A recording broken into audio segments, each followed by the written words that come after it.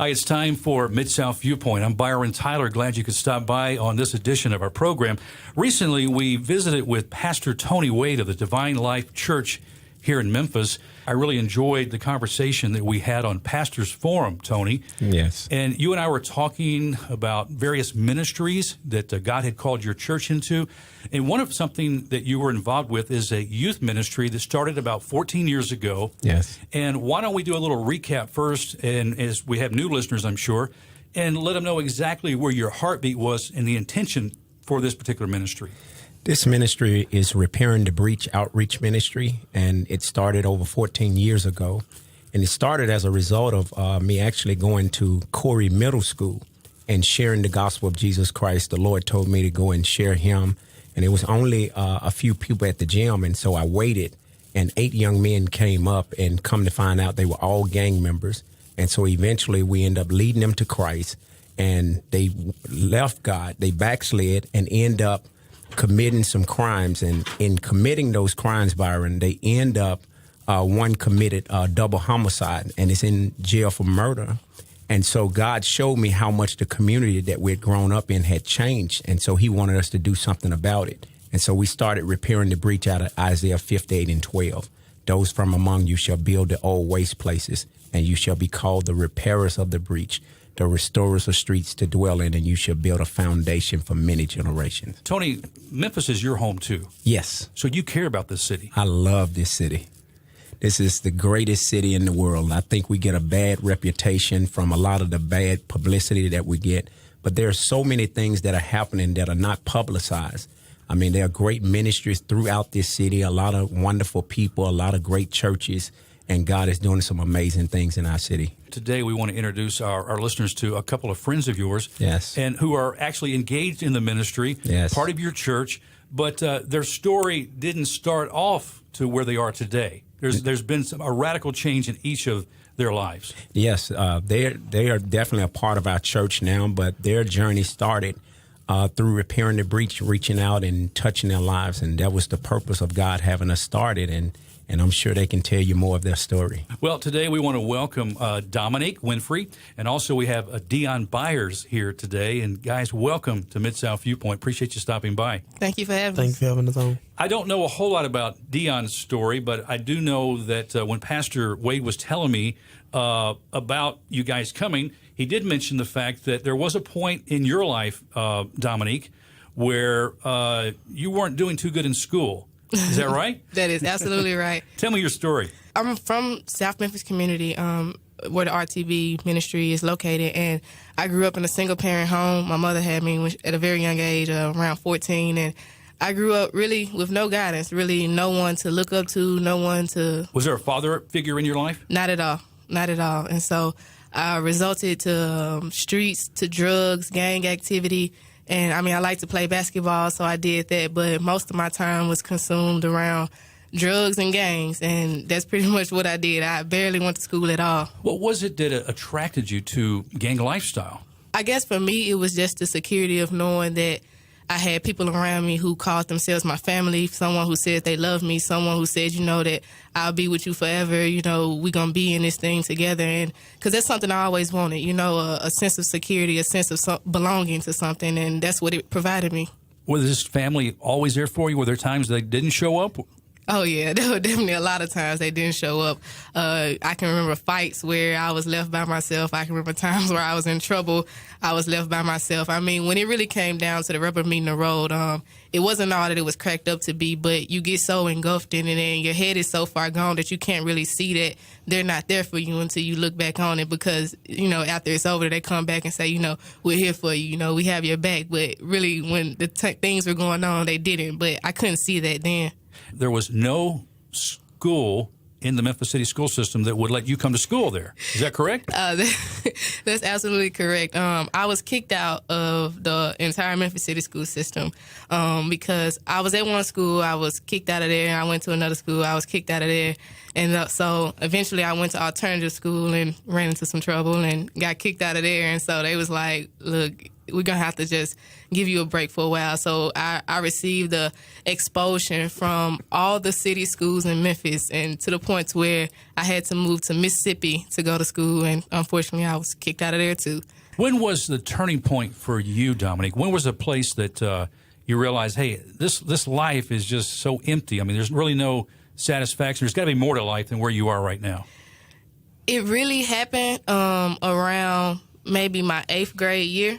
And so I had a little brother, and I know I began to say things like, I don't want my little brother to grow up the way that I'm growing up, but I didn't know how to provide him a different direction and how to give him a better life and show him different. And so I really began to think about a lot of things. And like I mentioned earlier, I like to play basketball, so I would always go up to the local center where RTB was located.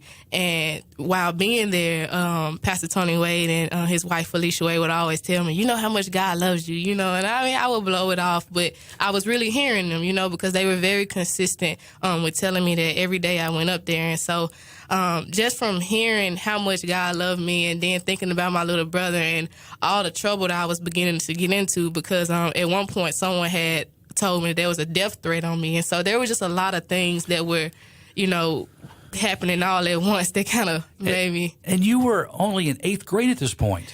Yep. I was 13 or 14. I mean, all this had happened in your life, and you're only 14 years old. Exactly. My. Yeah. Pastor Wade, his wife Felicia, came by, kept sharing this message of God's love with you. When did it break through? When did it really penetrate and make sense to you? That's a question I ask myself often. I don't really know. I just kind of know it happened.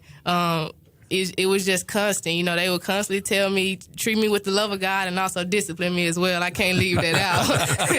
Because if I came in the gym high or disrespectful and cursing, they were really willing to put me out, and it happened. And so they had a standard there. Oh, yeah. It was a standard, and they never dropped it. But even in that standard, I felt so much love. It was the same. It was consistent. And I looked at that because I was like, man, I've never experienced a love like this before that's willing to discipline me, but the next time they see me act like nothing happened, Yeah. And so it really had me thinking. And I don't know the exact turning point, but I remember one day waking up and saying, okay, God, I'm going to give you a try. And I went cold turkey with everything. I told my old gang members, I was like, man, I can't do it no more. Like, I'm not running with you all anymore. I stopped smoking weed that exact day. I said, I'm going to try to go to school, So, I mean, it was just a decision. But I definitely know that God graced me to do it, and He really gave me the strength to carry it out. Was there any retaliation or thing against you leaving the gang like that? You know what? It wasn't. And that was definitely by the grace of God, because that's not how it was supposed to play out.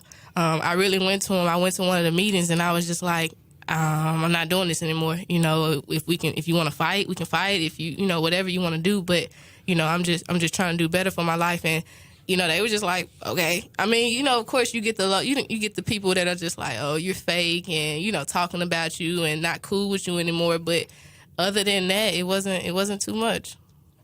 Since you have graduated school. Yes, I graduated high school. And you're in the process of graduating from the University of Memphis. Yes, May 9th or 10th, depending on what the Grizzlies do. And you've got plans beyond graduation from the University of Memphis. Yes, I've actually in the process of applying to law school. I made the score on my LSAT that I needed to get into University of Memphis Law School, so I'm really excited about that. And that's my plans to go in the fall. What's been your focus of major? Political science and sociology. I didn't start out that way. I started out, I changed my major like 2 or 3 times, but I started out as wanting to teach because I really enjoyed kids, but then I found out that that wasn't the best thing because of just thinking about myself trying to be contained in 4 walls. My entire, it just wasn't registering too well. And so I went on an internship in D.C., and I was forced to take a criminal law and criminal procedure class. And I was like, man, this is really what I like to do. So I changed my major in the middle of the semester while I was in D.C., and I'm so happy I did. Talk about when you first met Dominique, when you and your wife went over there, and she was just, saying words and acting up, and, tell me about when you first met her and the potential you saw there. Well, I mean, a lot of times you look at our children, and most people only look at the exterior of them as opposed to what's on the inside. And so I knew that God had a purpose for her. And so that's why we would love on her.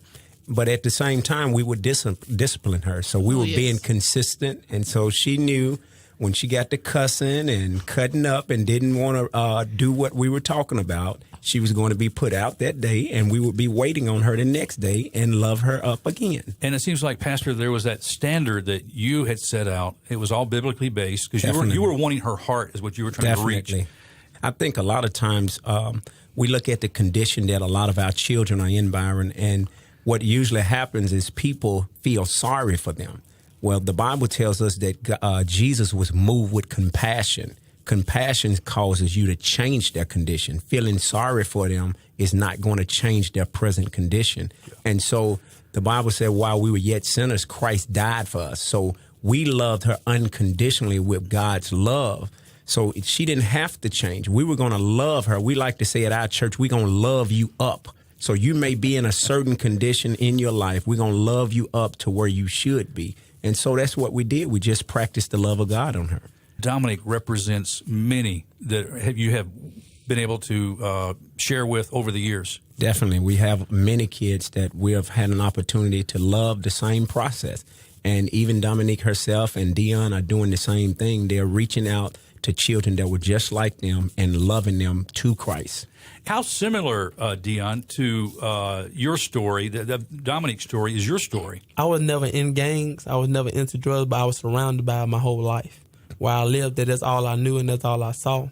And I just grew up in a single-parent home, never really had a father figure that really taught me how to be a guy or taught me how to be a man. And so seeing my mom struggle, seeing the hard thing that she had to go through just to make sure that we ate, that we had clothes on our back, that we made time we go to school. And sometimes we were so poor that the only time we would be able to eat was at school.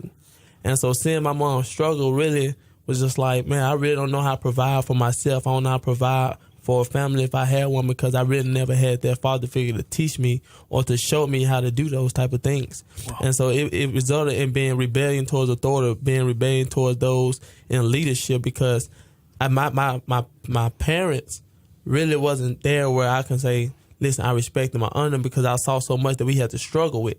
And so because of that, I'm like, ain't no point in me respecting no adult, because I'm going through this. It seems like they don't care no way, so why respect them? And so that's my story, really different. I'm not into gangs, but just disrespecting leaders and teachers and authority. Here you were in a victim of your own circumstances. Yeah. You know, like I said, your mom was doing the best she could and taking care of you, and you weren't interested in a gang life. Mm. You were just wanting to survive and know how to live. Exactly. And then growing up, you had to have some type of role model in your life where I grew up at to be able to survive. Because without me having a father figure, I could have went to gangs. I could have did all those things. But I was like, that's not the life I want. Because I couldn't submit to authority, so I couldn't submit to nobody telling me what I need to do. My mom, I wouldn't even do that to my mom. And even though she tried her best, I gave her a hard time because of the hurt and anger that I had inside of me. And I think so much, Pastor, there is that anger that resides, you know, and actually in all of us at some point in life. But in this case, as Dion is sharing, I'm sure maybe Dominique had some anger, you know, in her life too. That's where a lot of our youth are today. You know, I mean, I just taken a case in point, you know, not too long ago, there was, you know, a large turnout of youth at the Kroger parking lot. I know you guys have all heard, you know, about that in the news. And there was expressions there. A lot of people saying, well, our youth are out of control. What are we going to do? Yeah. But we need to hear their heart. We need to listen to them and see where they are. Definitely. You know, the Bible talks about fathers, don't provoke your children unto wrath. And unfortunately, we live in a generation that has been provoked to anger. And so I don't think we as the church and people that are outside in business and in the political arena understand that this is an angry generation.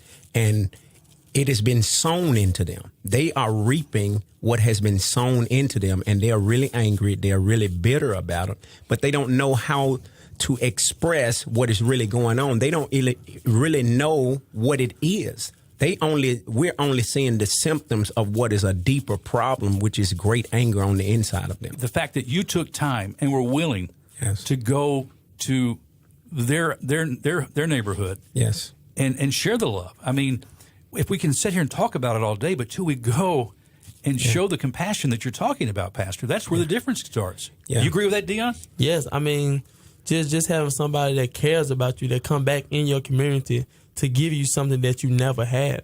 Like that's cherish. That's something you cherish, because a lot of kids don't have that opportunity. You don't have great men like that coming back in your community, being a father figure to you when you don't have one, understanding the same struggles that you went through. I went through them too, and I know how to help you get out of this situation.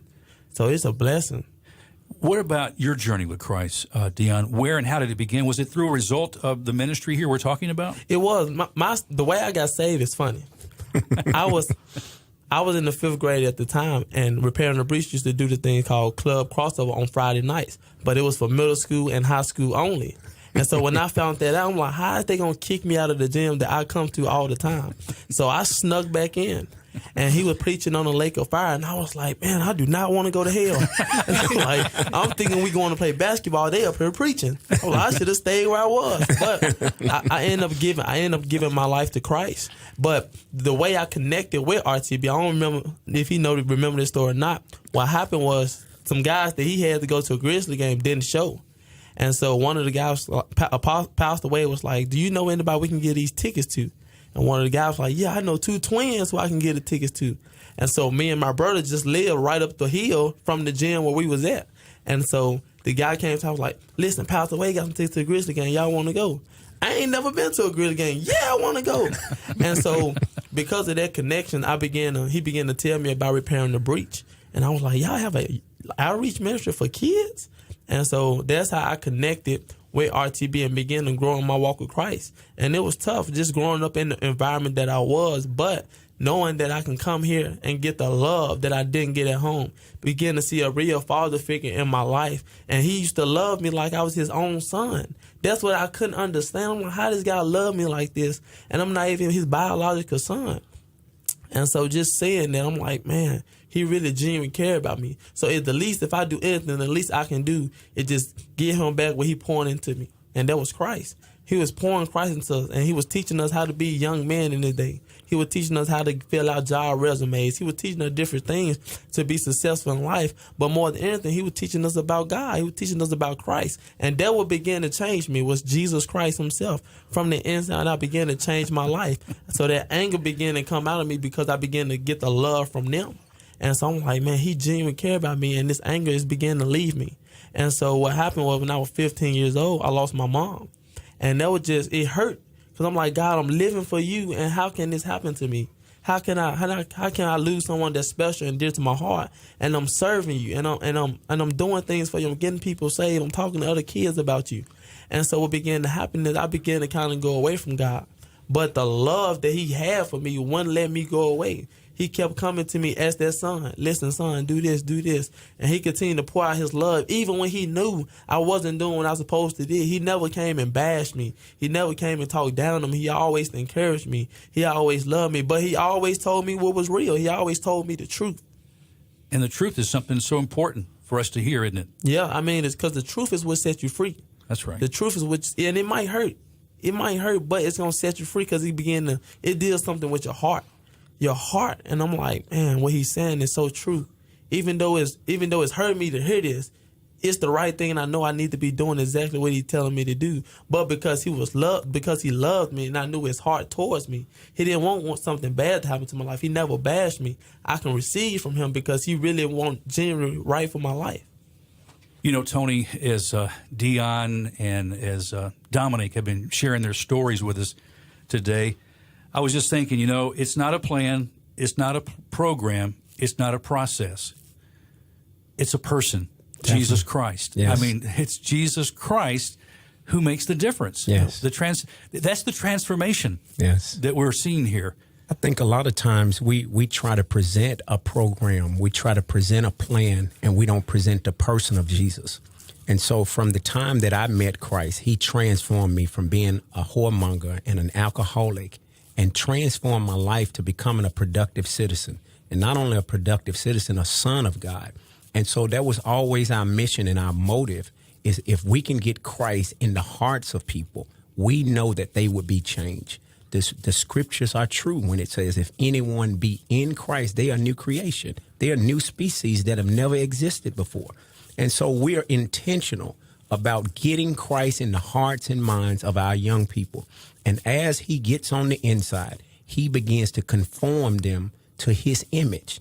And as they're conformed to his image, we begin to walk out and live out the purpose and the destiny that we were predestined to live from the beginning. You know, Tony, you told me in an interview we had just recently that we don't need a change of government, you know. Mm-hmm. We need a change of the heart. Yes. You know, that's what we need to focus on. Yes. And that's what Jesus provides. That's exactly what he provides. And a lot of times we look at the crime, we look at all these different statistics, and I don't believe we have a crime problem. We have a sin problem. Yeah. And if we begin to change the hearts and minds of people, we'll begin to see the crime go down. It will begin to decrease because the hearts of mankind has changed.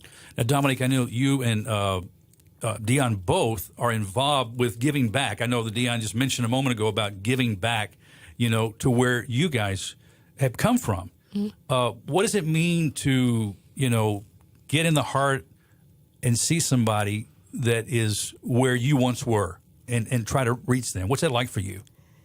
It's like winning the best award that you could possibly win. I mean, to look at a child in a situation that I was in and to know that there's hope for them, to know that they have destiny, because I was in the exact same situation and I was able to come out of it, and to be able to confidently tell them, like, you can come out of this if you accept Jesus and you truly live and apply the principles and work the word, like, you can come out of this, and really begin to see their lives change for the better. It's a feeling that's indescribable, because it's like, man, like, the same thing that worked for me works for them, and to see the hope in their eyes, because see, in our community, it's a lot of kids, they feel hopeless. You know, they feel like they don't have, like, what they see is all that they have. They don't have anywhere else to go. And it was a reality check for me. I was doing some work at one of the local schools, and the kids had never been downtown. They never seen Cordova, and one of the kids had never lived in a house before, you know, even knew what a house felt like.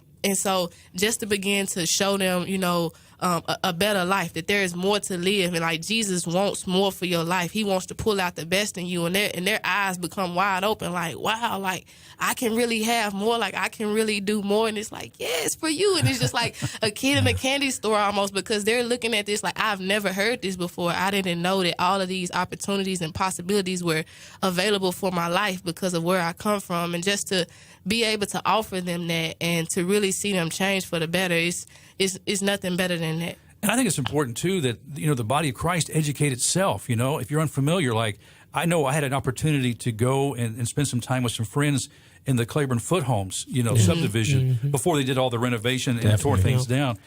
And I was ignorant. I did not realize there was families that like you said, had never been to Cordova. Yeah. Many of them had never even left maybe a 2-block radius of their home. That is all they knew. Yeah. Definitely. And so if you live in this environment where you're seeing, you know, gunshots and people getting hurt all the time and the gang activity, I mean, there's no positive image to say, hey, I can do better. Or I had somebody share me one time, you know, a lot of these young men, they don't have the example of seeing a dad getting up and going to work every day. Exactly. So they don't, that's not part of their vocabulary, Tony. Yeah, exactly. When my wife and I relocated back to the Alcee Ball community, they were still in their teenage years, Dominique and Dion.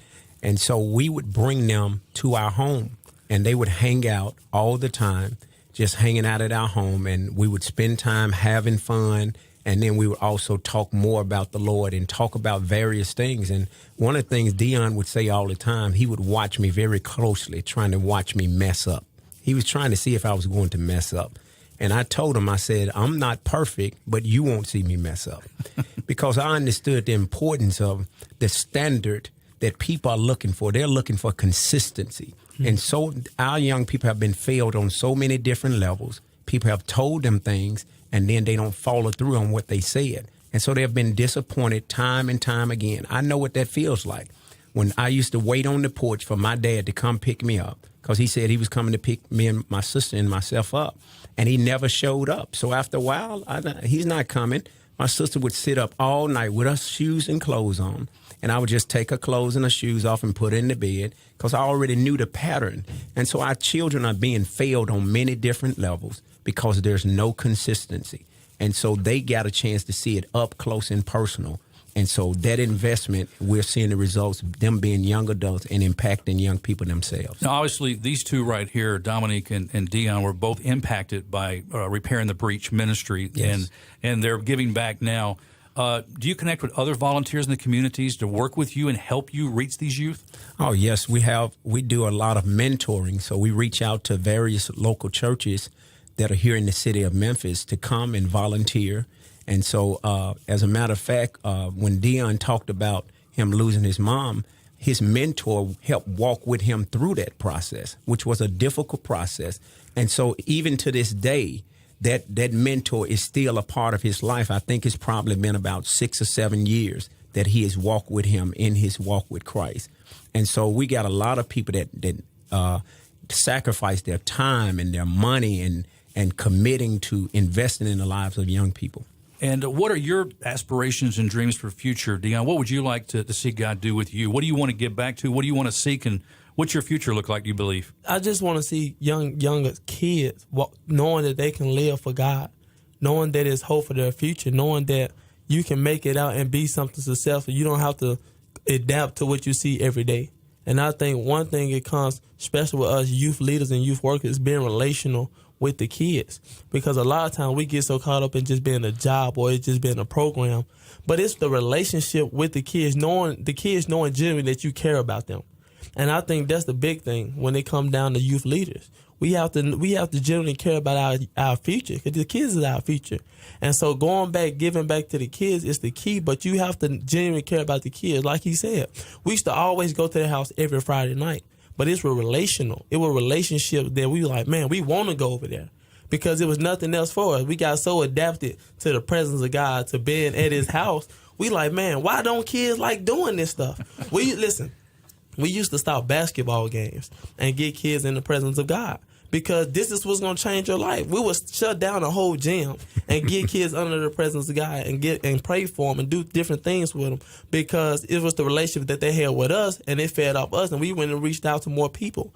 And so I think if you can touch one, I believe you can win another generation by touching that one person. And so if I just get another Dion, I can get another Dion in the next generation. And so I always think like that. I think for the next generation.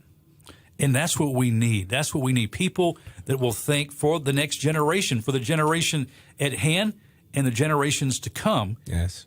And I like, Pastor Tony, what Dion and what Dominique is saying. It is relational. Yes. Just being real, telling somebody, hey, God loves you. You know, let me put my arm around you. You know, you just lost your mom. Yeah. Can I pray with you? You know, Can I take you to dinner? Can you come over to my house? You know, just being real, you know, relational.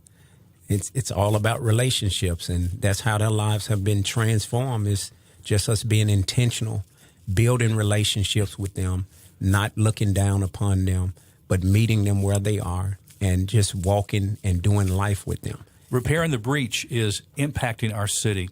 And I want our listeners to please pray for this work, because I'm sure whatever is being done successfully, we have an enemy that doesn't want it to happen. Yes. We need to really keep you guys lifted up. We can't give a lot of specifics, but there are some great things happening among our youth in the school system. Oh, yes. Kids are getting saved. They're being discipled. Yes. Any quick word on that? Yes. At one of our schools, we do discipleship every Thursday in the school during the lunchtime. Mm-hmm. And today we had 121 of those children in attendance, learning the Word of God. And they're excited about transforming their schools. And they're going to be praying before school. We want a revival to break out, and it's already has started. Yeah, that's what you said a moment ago, Dion. We need a revival. Yeah. And I think it starts with that. It starts with kids knowing who they are first, and then begin to spread it. Because if we just keep it to ourselves, then nobody else will never find out about it. But kids is excited about what's going on in their life, and they want other kids in their school changed. And so I think that's the biggest thing, that they want other kids changed as well. This has been a wonderful opportunity to visit with you. You're going to have to come back, okay? We're going to have to make this, get together, Yes. and share more. I can't wait to hear about your journey through law school and what God's going to do, Dominique, in your life, and Dion, how God carries you in your life too. Yeah. And so this is a second home for you, okay? Thank you. Please come by anytime. Pastor, again, thank you so much for what you shared today. You told me it's going to be special, and it was very special. Amen. I want to thank each of you for what you're doing for Christ's kingdom in our community, allowing God to use you to impact and just to make Jesus known. Thank you so much. Thank you, Pastor. Thank you, Byron. Now, if those wanting to get in touch with you to learn more about Repairing the Breach, about the Divine Life Church, how can they contact you? They can go to rtbmemphis.org, and they also could reach us at Divine Life Church, divinelifememphis.org, and also the phone number 901-745-8149. Okay, on that, we're going to say goodbye on this edition of Mid-South Viewpoint. I'm Byron Tyler. Hey, thanks for stopping by. We'll talk to you next time. Bye-bye.